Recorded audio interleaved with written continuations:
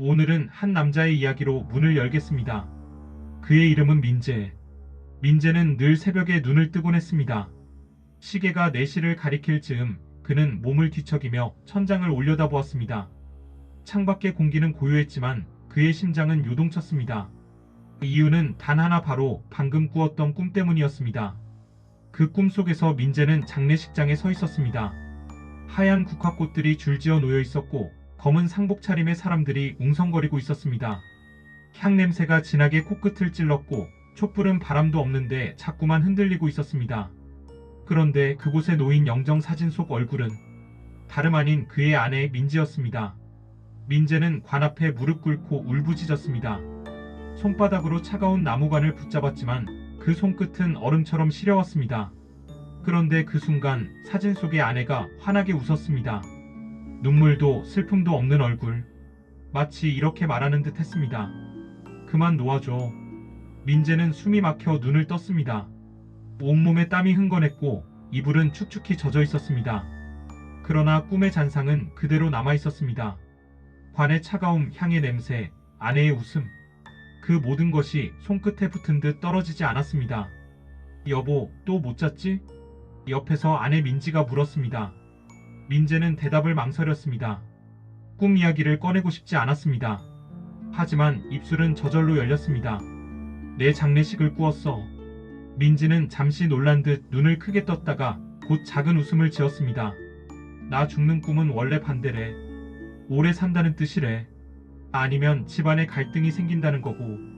민재는 웃지 못했습니다. 꿈 해몽에 익숙한 그는 그 말이 결코 가볍지 않다는 걸 알고 있었습니다. 아내의 죽음은 가정의 불화, 남편의 죽음은 사업의 공경. 머릿속에서 오래전 읽었던 해몽의 문장이 떠올랐습니다. 그리고 민재는 가슴이 철렁 내려앉았습니다. 왜냐하면 지금 그의 투자 종목이 곤두박질 치고 있었기 때문입니다. 민재는 투자자였습니다. 특히 바이오 종목에 큰 돈을 걸고 있었습니다. 한때는 유망하다며 사람들의 주목을 받았던 종목이었지만 최근 들어 상황은 급격히 나빠지고 있었습니다. 임상 실패 소문이 돌고 투자 커뮤니티는 패닉에 휩싸였습니다. 악의적 루머다. 이건 기회다. 바닥에서 더 담아라. 수많은 댓글이 오갔지만 주가는 무자비하게 떨어지고 있었습니다. 민재는 모니터 앞에서 손가락을 떨며 속으로 중얼거렸습니다. 아내의 죽음은 불화, 남편의 죽음은 실패. 혹시 이 꿈이 내 투자 실패를 경고하는 건가? 점심 무렵 민재는 아내와 마주 앉았습니다. 민지는 서류 몇 장을 내밀었습니다. 아이 학원비 고지서, 보험료, 곧 돌아올 전세 보증금 연장 계약서. 모두 현실의 숫자들이었습니다. 이번 달만 버티면 반등 올 거야. 민재는 애써 담담하게 말했습니다. 그러자 민지는 조용히 말했습니다. 이번 달만 그 말 벌써 5번째야. 민재는 고개를 떨궜습니다.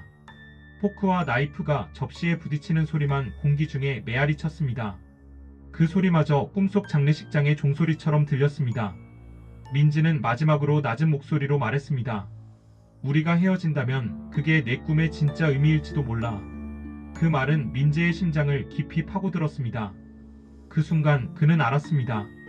꿈이 단순히 두려움을 보여준 게 아니라 무엇을 잃을지 경고하고 있다는 것을.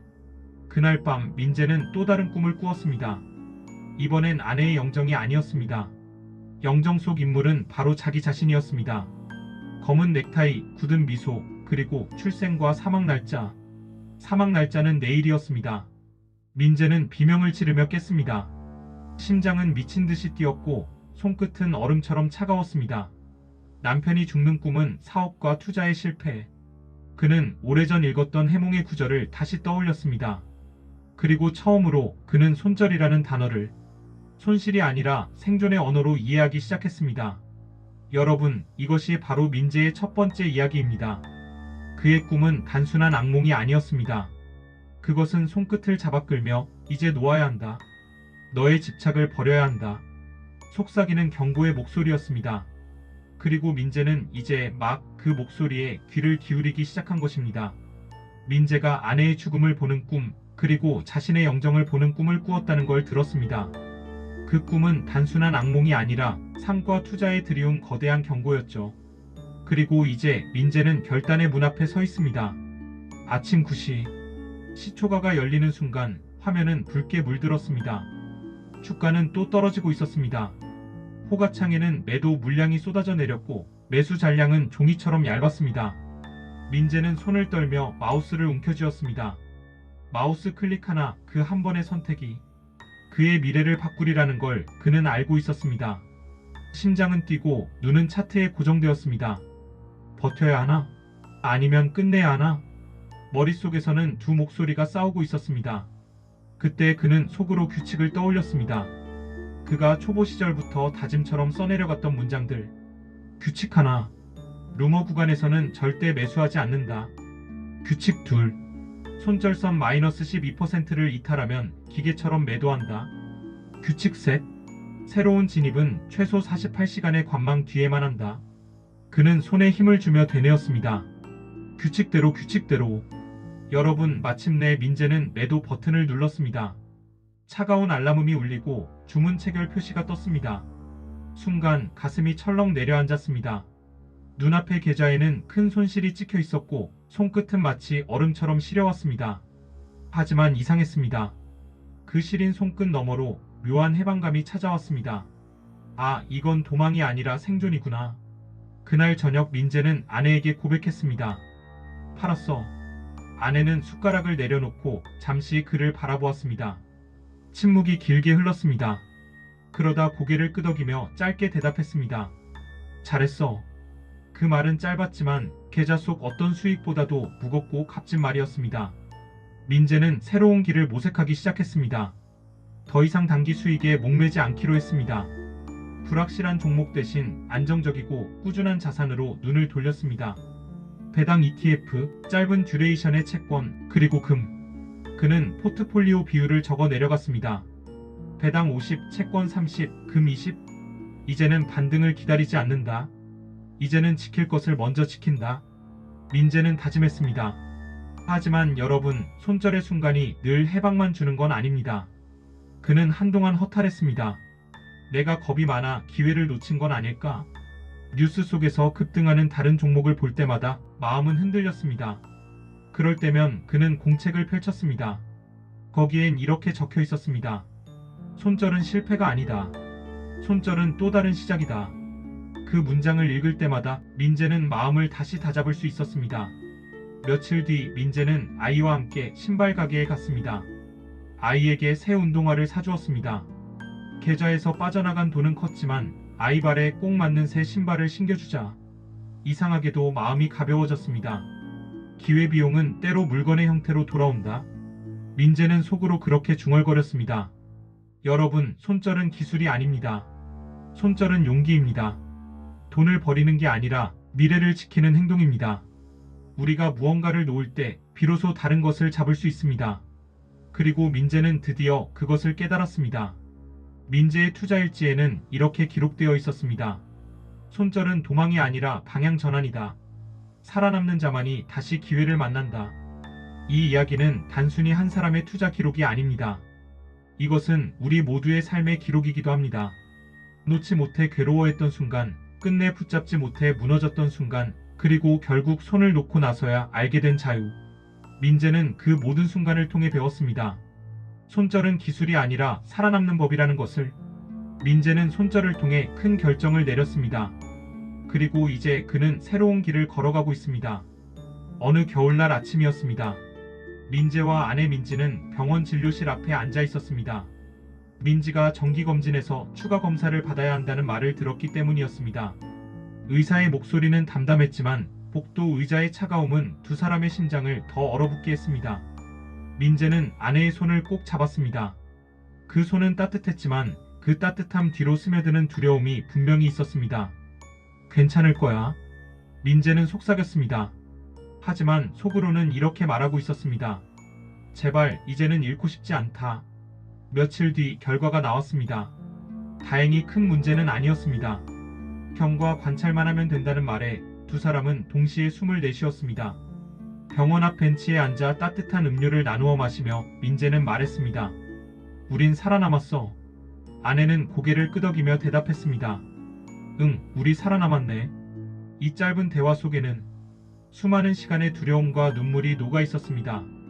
그날 밤 민재는 또다시 꿈을 꾸었습니다. 하지만 이번에는 달랐습니다. 장례식장이 아니었습니다. 향 냄새도 울음소리도 없었습니다. 대신 식탁이 놓여 있었고 그 위에는 귤 한 봉지가 올려져 있었습니다. 아내가 그 귤을 까서 민재에게 건넸습니다. 꿈속의 귤은 놀랍도록 달았습니다. 민재는 눈을 뜨며 깨달았습니다. 악몽은 사라졌다. 악몽은 사건이 아니라 습관이었구나. 그가 붙잡고 있던 건 불안이었습니다. 그가 내려놓지 못했던 건 집착이었습니다. 그리고 그 모든 것이 악몽을 만들고 있었던 겁니다. 민재는 투자일지를 다시 꺼냈습니다. 그곳에 새로운 규칙을 적어 내려갔습니다. 규칙 A.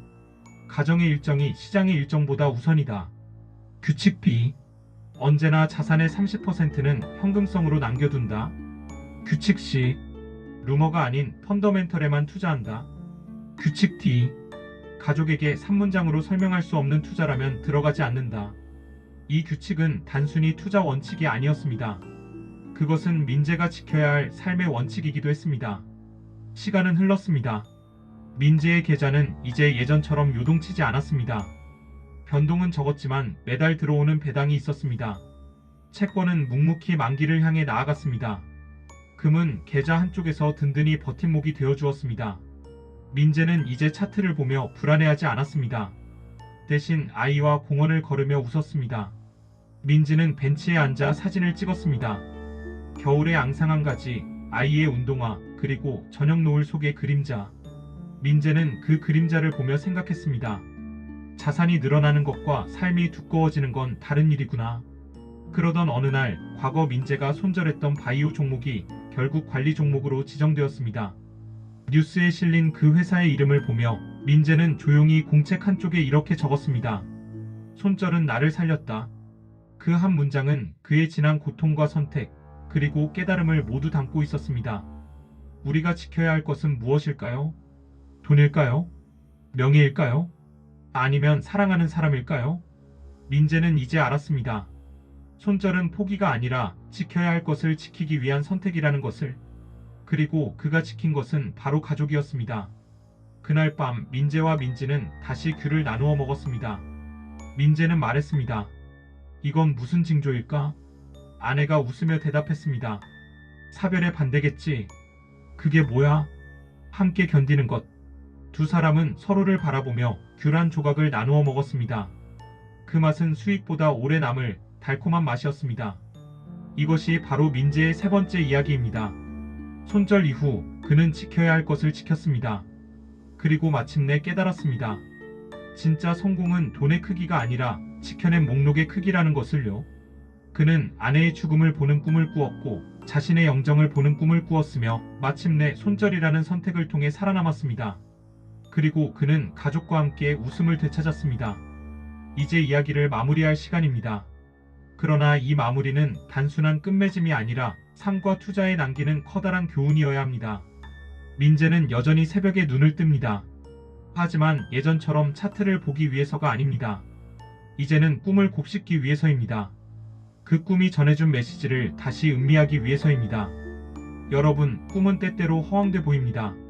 그러나 그 허황된 그림 속에 우리가 붙잡아야 할 진실이 숨어 있습니다. 아내의 장례식 꿈은 실제 죽음을 뜻한 것이 아니었습니다.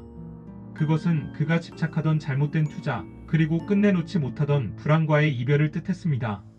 자신의 영정 사진 꿈은 단순한 공포가 아니었습니다. 그것은 사업과 투자, 그리고 자기 자신까지 잃어버릴 수 있다는 경고였습니다. 민재는 그 꿈을 통해 알게 되었습니다. 손절은 실패가 아니라 생존의 언어라는 것을요. 우리는 왜 놓지 못할까요? 왜 불안정한 종목을 끝까지 붙잡고 있을까요? 왜 이미 금이 간 관계를 억지로 이어가려 할까요? 그 이유는 단 하나입니다. 잃는 게 두렵기 때문입니다. 하지만 꿈은 속삭입니다. 놓아야 지킬 수 있다. 버려야 채울 수 있다. 민재는 손절을 통해 가족을 지켰습니다. 아이의 웃음을 지켰고 아내의 손을 지켰습니다. 그리고 무엇보다도 자기 자신의 존엄을 지켜냈습니다. 이제 그는 투자일지에 이렇게 씁니다. 손절은 도망이 아니다. 손절은 방향 전환이다. 투자의 성공은 수익률로만 측정되지 않는다. 투자의 성공은 내가 무엇을 지켜냈는가로 측정된다.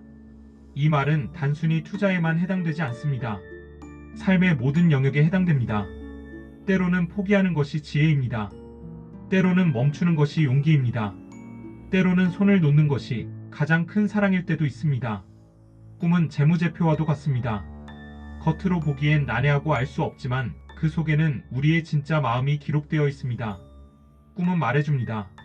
내가 어디에 과도하게 베팅하고 있는지, 무엇을 두려워하고 있는지, 그리고 무엇을 잃을 뻔했는지를. 민재에게 꿈은 또 하나의 재무제표였습니다.